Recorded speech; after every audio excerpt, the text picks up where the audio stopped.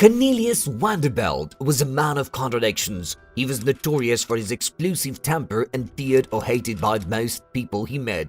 Yet, he was also one of the wealthiest men in history, a shrewd and cunning business magnate who once held the title of the richest man in the world. When he passed away, he left behind a fortune that reportedly exceeded that of the entire US Treasury. Before the likes of the Rockefeller or Henry Ford, there was Cornelius Vanderbilt, the original robber baron. This term refers to successful industrialists who amassed vast fortunes through cutthroat business practices. However, it's undeniable that Cornelius' journey from rags to riches is one of the most fascinating stories of all time. His ancestors came to America as servants, making his ascent to unimaginable wealth and power all the more impressive. So, let's journey back in time to the early 1800s and see where it all began. At just 11 years old, Cornelius dropped out of school and began working on his father's ferry in New York Harbor. The ferry transported goods across the river, and it was here that Cornelius would learn the roots of the transportation industry, a sector that would eventually make him a titan of business. Cornelius Vanderbilt had always been ambitious. Even at a young age, he knew he wanted to start his own business, and he knew exactly what he wanted to do: transport people and goods by boat. But in order to make this dream a reality, he needed a boat of his own. Luckily, his mother had some savings that she agreed to loan him, $100 to be exact. It wasn't much, but it was enough for him to buy a small sailboat. However, his mother had one condition. Before she would give him the loan, he had to clear a rocky field on her farm so that she could use it for farming. Cornelius, being the hard worker that he was, agreed to take the task, but soon he realized that it was going to take too long for him to do it alone, so he enlisted the help of other local kids, promising them free rides on his new boat in return. Together, they tackled the rocky field and successfully cleared it. With the job done, his mother gave him the loan, and Cornelius bought his first boat at the young age of 16. He wasted no time and began transporting both freight and passengers between Staten Island and Manhattan. Of course, he faced challenges from other ship owners who were doing the same thing, but Cornelius was determined to succeed, and with his strong work ethic and entrepreneurial spirit, he was well on his way to becoming one of the most successful businessmen in American history. Cornelius Vanderbilt, a poor boy from Staten Island, was determined to make a name for himself in the world of business. He began by undercutting his competitors and offering the cheapest fares in the market, quickly establishing a reputation for reliable and affordable ferry services. But he didn't stop there. After repaying his mother for her loan, he reinvested all his profits back into the business, leading to the purchase of more ships and even greater success. This is the classic capitalist blueprint for success, and it's not unlike the strategy used by Jeff Bezos to build Amazon. Thanks to Cornelius' tireless work ethic, he soon had a whole fleet of ships transporting people and goods across a variety of routes. In fact, he was so successful that people began calling him the Commodore.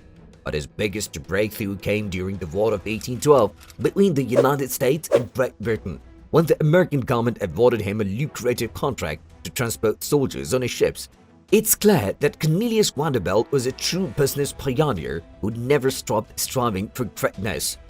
Cornelius Vanderbilt was a business magnate who became one of the richest men in American history.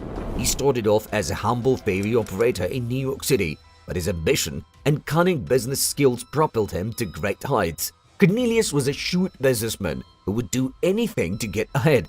He knew how to undercut his competitors and offer the cheapest prices to his customers. He was so successful that he eventually became known as the Commodore, a nickname that stuck with him for the rest of his life.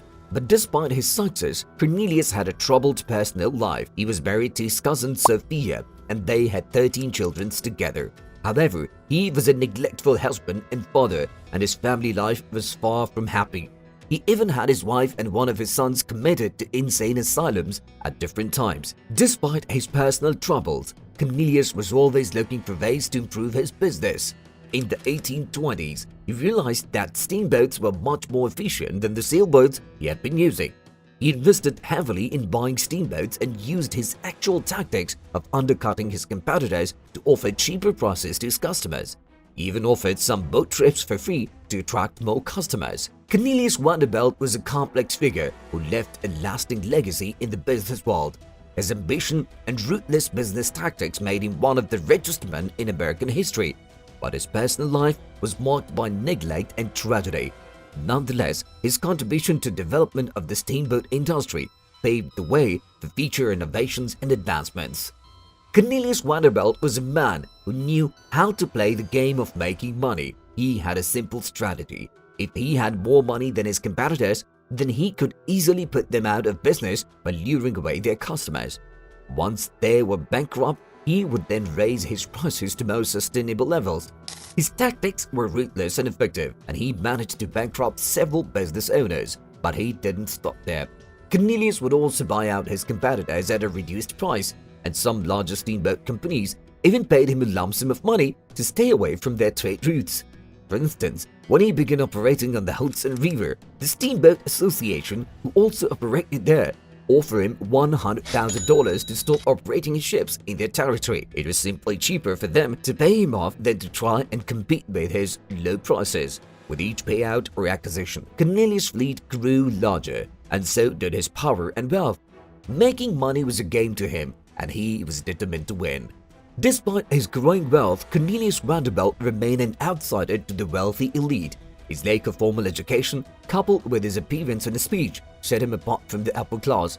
However, Cornelius used his working-class roots to his advantage. He positioned his ships as the people's line, providing affordable transportation for everyday folks. But Cornelius was not one to rest on his laurels. In 1949, he identified his next big moneymaker, the California Gold Rush. It's often said that those who profited most from the gold rush were the ones selling pickaxes, not those searching for gold. However, the real winners were those who transported people to this new gold-rich land. After gold was discovered in California, hundreds of thousands of people flocked there, making it the largest mass migration in American history. And it was the transportation industry that reaped the biggest rewards. Cornelius saw an opportunity to make some serious money, and he wasn't going to let it pass him by. With the California gold rush in full swing, he wasted no time in offering boat trips to California, just like several others. But Cornelius was determined to stand out from the rest. He found a new route to California via Nicaragua, which was approximately 600 miles shorter than via Panama. To secure this route, he made an exclusive deal with the Nicaraguan government. This allowed him to offer faster and cheaper trips than his competitors, and as a result, he attracted a lot more customers. Cornelius was making a killing with every single trip. However, in 1853, he did something he had never done before. He took a break. He was turning 60 and had been working non-stop since he was young, so he decided to take a proper vacation and bought a huge yacht. He went on a tour of Europe with his family. Unfortunately, things didn't go as planned. He left the management of his new transport business in Nicaragua to two men, Morgan and Garrison, who were partners in the business. In the 19th century, Cornelius Vanderbilt made a deal with the new president of Nicaragua, William Walker, who had taken the charge of the country by force. The agreement granted Vanderbilt exclusive rights to operate his ship throughout Nicaragua, but Morgan and Garrison had other plans. They convinced Walker to give them the same rights instead, causing Vanderbilt to feel cheated. Upon discovering their betrayal, Vanderbilt sent Morgan and Garrison an ominous letter that read, "Gentlemen, you have undertaken to cheat me. I boldly sue you, for the law is too slow. I will ruin you. Yours truly, Cornelius Vanderbilt." And ruin them he did. Vanderbilt swiftly established a new transit company nearby and offered absurdly low prices to steal customers from Morgan and Garrison. He also created a blockade by refusing to transport passengers to or from Nicaragua and convinced neighboring countries to not recognize Walker's government. Vanderbilt even helped start a war to overthrow the new government completely. True to his word, Vanderbilt had ruined those who dared to cross him. His swift actions and shoot tactics left Morgan and Garrison in the dust, a cautionary tale for anyone foolish enough to try and cheat the Commodore. Cornelius Vanderbilt was a man who knew how to make a fortune. He had already become a successful entrepreneur in the steamboat and railroad industries, but he wasn't content with just that.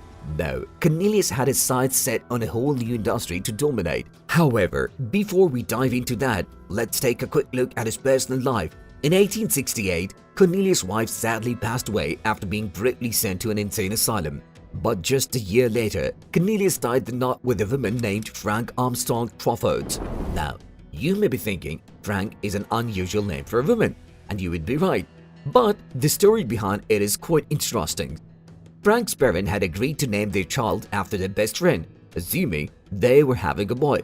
When they had a girl, they decided to stick with the name Frank anyway, as per their agreement. Now, back to Cornelius' love life. It gets even more peculiar. Frank was over 40 years younger than Cornelius, and to top it off, she was also his cousin. Yes, you read the right. Cornelius' first marriage was to his cousin Sophia, who sadly passed away a year later. But rather than move on to someone outside the family, he decided to marry another cousin, Frank.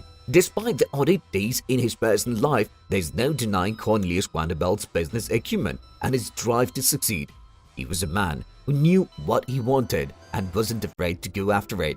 Cornelius Vanderbilt was a man of many quirks in his personal life, but in business, he was a visionary. He had previously identified steamboats as the future of transportation, and now he was turning his attention to railroads. He noticed that more and more shipments were being made by trains, and if he wanted to continue dominating the transportation industry, he needed to invest in railways. To do this, Cornelius sold off his fleet of ships and began buying up railroads. He saw an opportunity to consolidate all the independently owned railway services into one interconnected network. By doing so, he aimed to build a monopoly in railroad transportation. As always, Cornelius reinvested most of his profits to buy even more railroads and expand his empire.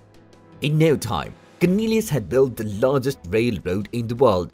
He was a true visionary, always looking ahead to the future and making bold moves to stay ahead of the game.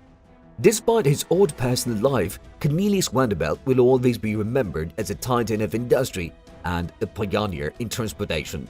Cornelius Vanderbilt was a man of many accomplishments.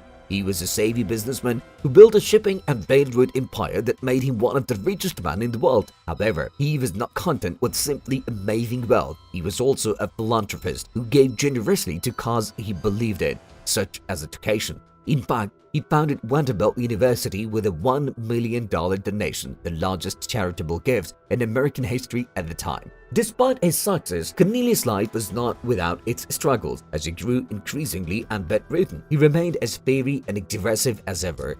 When he saw members of the media outside his house, he even had to be physically restrained after attempting to attack them. However, after months of fighting his illness, Cornelius passed away in 1877 at the age of 82. The New York Times reported that he died from exhaustion brought on by a complication of chronic disorders. At the time of his death, Cornelius' fortune was worth around $100 million, which when adjusted for inflation would be equivalent to $200 billion today. This means that he had almost 1/9 of all American currency in circulation at the time. Despite his immense wealth, Cornelius lived a relatively modest life and focused most of his income and time on growing in his business. When he died, the majority of his fortune went to his oldest and favorite son. Cornelius Vanderbilt's legacy lived on as a businessman, philanthropist, and one of the wealthiest men in history. Cornelius Vanderbilt was a man of great ambition and determination. With just a $100 loan from his mother, he managed to build a vast empire that would shape the American economy like no other entrepreneur before him. He was a controversial figure, despised by many, but even his enemies had to acknowledge his remarkable achievements in the transportation industry. Vanderbilt started with sailboats, then moved on to steamboats, and eventually revolutionized the railroad system. He connected different parts of the country like never before, making it easier to transport people and goods at an affordable price. He was a visionary who saw the potential of a connected nation, and he made it happen. Despite being a ruthless businessman, Vanderbilt had a soft spot for his children. He saw potential in one of his sons, William Henry, and gave him a chance to prove himself. This decision paid off as William Henry went on to become a successful businessman in his own right. Vanderbilt's legacy is undeniable. He created wealth, jobs, and opportunities for countless people, and his impact on American history cannot be overstated. He was a man of great power and influence, but also a man who knew the value of hard work and perseverance. His story is a testament to the American dream and a reminder that anything is possible with determination and a little bit of luck.